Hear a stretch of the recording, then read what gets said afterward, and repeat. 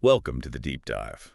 Today, we're really setting out to redefine your golf game. Yeah, It's not about making it super complex or, sticking to rigid rules.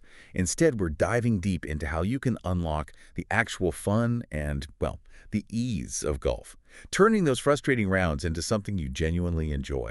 that's absolutely the mission here. We've looked at a whole bunch of really great YouTube golf lessons, a real treasure trove of sources, actually, and we've distilled the most practical, most impactful insights from them. We want to show you how to approach golf with a simpler mindset, focusing on enjoyment, thinking about mood, focus, and technique, but all wrapped up in, actionable tips you can use straight away. Right, so this deep dive is basically your shortcut to feeling more confident, more informed out there on the course. We're going to peel back the curtain a bit, see how the top pros and coaches make golf look, well, almost effortless, and, crucially, how you can start feeling that too, whether you're just starting out or maybe trying to get that spark back for the game. Okay, so let's unpack this. Where do we start? I guess the very first connection you make is with the club itself, the grip. Mm-hmm. It really is the steering wheel, isn't it? Mm-hmm. Influences direction, speed, everything. Getting that right feels foundational. Oh, it's absolutely critical. And the Me and My Golf guys, they have a fantastic method for building a really solid foundational grip. The key thing they stress, build this grip in the air. In the air, not resting on the ground. Exactly. Yeah. Because if you rest it on the ground first, it tends to push the club too high up into your palm. And that leads to what they call a messy grip. You lose control. Oh. So, club up in the air, leading edge pointing straight up. Then your glove hand, your lead hand, it cradles the club from the middle of your index finger down to the bottom of your little finger. Then you rotate that lead hand over until you can see all four knuckles. Your left thumb should end up resting just slightly down the right side of the handle. All four knuckles. Okay, that sounds strong. It is. Now for the trail hand, your right hand, for most people, think about it like you're shaking hands with the club, palm facing the target, you bring it in, close it naturally. Your right thumb rests right on top of your left thumb. Shaking hands, that's a good visual. Yeah, and a great checkpoint is the V that forms between your right thumb and forefinger.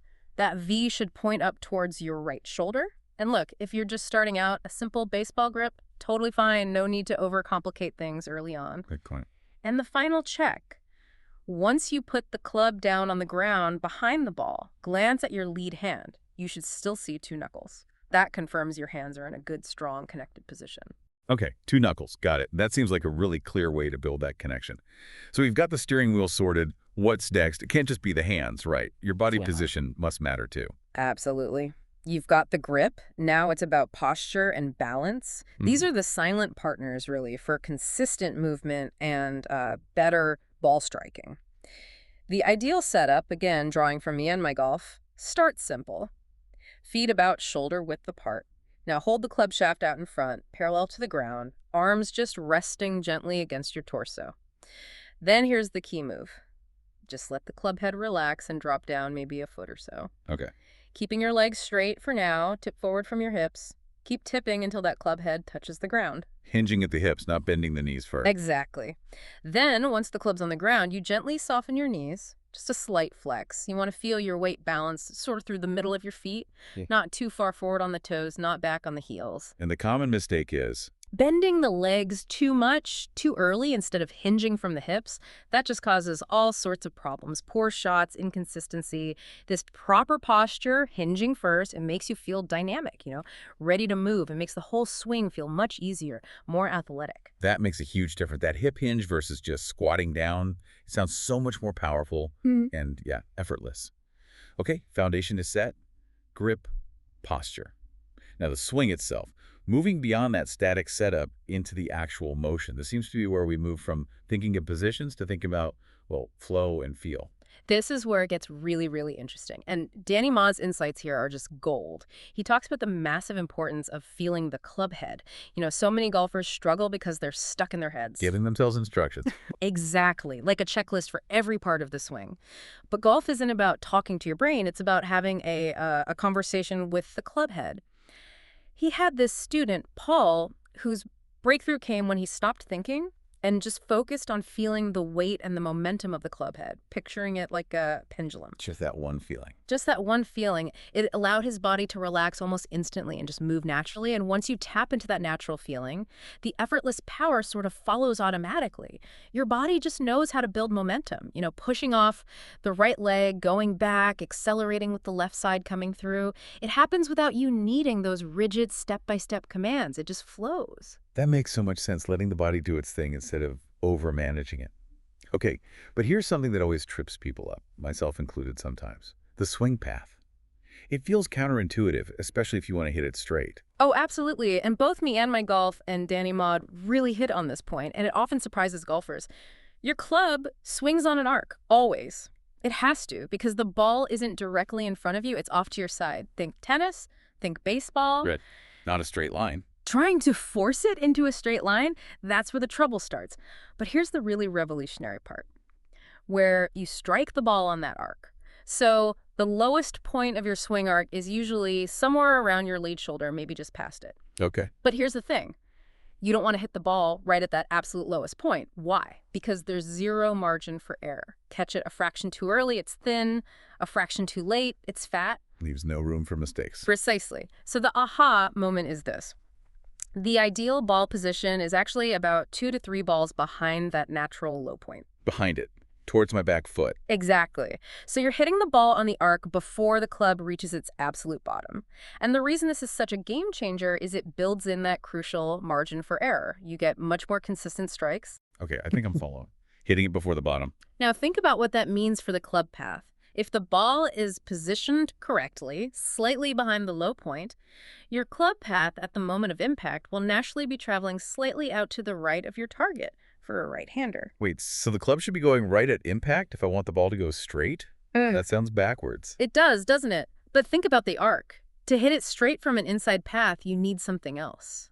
And the solution is surprisingly simple. You slightly close the club face at address, just a little bit. Close the face. Yeah. Pointing it slightly left of the target. Yes. So now you have a path going slightly right and a face slightly closed, pointing slightly left. What does that produce? A draw. Starts right and curves back left. Bingo. It encourages the ball to start a little right of your target and then draw gently back. Consistent, solid shots without tying yourself in knots trying to swing straight. It also naturally helps your body alignment, encouraging the hips and shoulders to aim a bit right and stay closed longer, which helps generate power too. Wow. Okay, that completely reframes how I think about setting up and hitting the ball straight. Instead of fighting the slice by swinging left, you embrace an inside path and adjust the face. You're working with the natural arc, not against it. Mind blown. Okay, connecting this to the bigger picture then, what about the rhythm? The tempo of that swing. We talked about feel. Right, rhythm and tempo are key to making that feel effortless. Golf.com had some great advice on this, using a car analogy. You don't just slam on the gas pedal when you drive, right? You accelerate smoothly. Same with the golf swing. No jerky movement. Exactly. A smooth, gradual acceleration back and through avoids tension, helps you keep the club on plane, and stops you from, twisting or manipulating the club face at the last second. It's about building speed gracefully, and then, just like driving, you need good brakes. Brakes. How so? They emphasize the importance of a balanced finish, really engaging your front side, feeling like you're putting the brakes on through and past impact. It shows you're in control of the shot, that you haven't just flung yourself at the ball. It cements that feeling of effortless control, making sure the power you generate actually goes into the shot. Smooth acceleration, balanced finish. Got it. Okay, we've covered a lot on the mechanics, the feel, that whole draw concept. Let's shift gears a bit. What about actually playing? The mental game, strategy on the course. The pros must have some wisdom there. John Daly comes to mind, very practical guy. Oh, absolutely. Daly's advice is refreshingly straightforward, really cuts through the noise, like playing out of the rough. His advice, loosen your hands as much as you possibly can at impact. Loosen them. Wouldn't you want to grip tighter in the thick stuff? You'd think so, but he argues a loose grip actually allows the club head to release and get through the grass better, with lip resistance grabbing the hustle. And club selection, he points out that amateurs almost always underclub. They don't take enough club. Guilty's charged sometimes. Right. His point is, it's almost always better to make sure you get the ball to the green, even if it's long, than leave it short in a bunker or rough. Give yourself a chance. Why do we do that? Maybe trying to hit the perfect shot instead of the smart one. Probably ego. Could be. Then on the greens, he's got this field putter mentality. See the line, hit the line, and really focus on speed. Get the speed right. He even mentioned Lee Trevino's advice. Putt fast. Don't stand over it forever, agonizing. Think, how am I going to make this? Not, oh God, how am I going to miss this? Confidence. Yeah, a confident stroke. And dealing with bad shots because they happen to everyone, his approach is great. Instead of getting mad, just try to work on something during the rest of the round. Yeah. Maybe focus on making par on the next hole. It helps you salvage something positive, keeps you engaged instead of just getting frustrated. That's a much healthier way to handle it. Work on something. I like that. And his practice philosophy is all about feel, too. He apparently likes practicing one-handed chips and even one-handed full swings, like hitting 10 or 20 balls with just his left hand before a tournament. He says it strengthens the hands, helps the takeaway, and really builds feel without overthinking mechanics. One-handed full swings. Wow.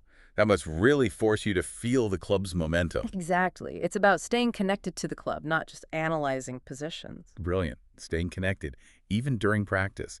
Speaking of feel, especially around the greens, what about chipping? Tiger Woods, Scottie Scheffler, they must have some insights there. Oh, definitely. And it's fascinating to hear them talk about it. The first thing they both do is assess the lie. Is it sitting up nicely? Maybe go high? Is it nestled down? Probably got to keep it low. Makes sense. Adapt to the situation. And then there's the whole bounce versus leading edge thing. Both Tiger and Scottie strongly prefer using the bounce of the wedge, that rounded bottom part. They pointed out that most poor chips come from using too much of the sharp leading edge, which just digs into the ground. So using the bounce helps the club glide. Precisely. Now, for different shots, they have different techniques. For low runners, they talked about getting the toe down and the heel high, something Raymond Floyd taught. Hitting little baby hooks, almost, helps the club skim through with less drag. For higher, softer shots, it's all about engaging that bounce, maybe even with a slightly hooky feel again, letting the club slide right under the ball. Interesting how a hooky feel comes up even in chipping. Yeah, it seems to help keep the face stable and utilize the bounce correctly. And here's a really cool little tip. Hitting chip shots slightly off the toe when you're in the rough. Off the toe, why? Apparently, it makes the ball come off softer, less hot, so you can actually make a slightly more aggressive swing to get through the grass, but still have the ball land gently. It gives you more control in a tricky spot. Who would have thought? Hitting it off center on purpose. It really is all about feel and adapting. Okay, what an incredible amount of insight. From the absolute basics of the grip all the way to these pro-level nuances around the green and managing your head. Let's try and boil this down. If someone wants to walk away today with just a few key things to make golf easier and more fun, what would those be? Let's summarize into, say, 5 simple tips. Absolutely. Let's make it really actionable. Consider these your 5 core principles for unlocking that effortless enjoyment. Number 1, grip right. Feel connected. Remember, build that grip in the air. Make sure your hands feel unified on the club. Check for those 2 knuckles on your lead hand. Think shaking hands with the trail hand. This is your steering wheel. Get it right, feel connected. Okay, grip in the air, 2 knuckles, shake hands. Got it. Second, posture for effortless power. Hinge from the hips first, then soften the knees. Keep that slight knee flex, feel balanced middle of the feet. This dynamic posture sets you up for an easy, athletic swing, not a strained one. Hips first, then knees. Athletic setup, check. Third, swing on feel, not force. This is huge. Stop the internal checklist. Focus on that conversation with the club head. Feel its weight, its momentum, like that pendulum image. Let your body respond naturally to increased speed. That's where the effortlessness really kicks in. Feel the pendulum. Let the body respond. Less thinking, more feeling. All right. Fourth, strike beyond the ball. Play the draw. Game changer for consistency, this one. Ball position. 2 to 3 balls behind your swing's low point. At address, slightly close the club face. Aim to start the ball a bit right and let it draw back. Builds in that margin for error, gets rid of those fat and thin shots. Okay, ball back, face slightly closed. Embrace the draw path. That's a big one. And finally, number 5, master the mind and short game. Don't let bad shots blow up your round. Use Daly's advice. Work on something. Practice feel with things like one-handed shots. And on the greens, putt with conviction, focus on speed, think about making it. Remember, golf's a game for life, rhythm, and feel matter more than just brute force. Work on something. Practice feel. Putt to make it. Love it. 5 clear, actionable takeaways. This has been fantastic. We've really dug into how golf can feel less like a struggle, and more like, well, a game you can actually enjoy, Hmm? based on these simple but powerful principles. It really boils down to simplifying, doesn't it? Finding that natural connection. Exactly. So maybe a final thought for everyone listening. Yeah, maybe think about this. The real beauty of golf isn't necessarily shooting level par every time or hitting every shot perfectly. It's more about continually rediscovering that natural connection between your body, the club, and just the simple enjoyment of hitting the ball. So maybe ask yourself, what simple feeling will you try to bring to your next swing to unlock a bit more of that joy? What simple feeling will you bring to your next swing? Great question to ponder.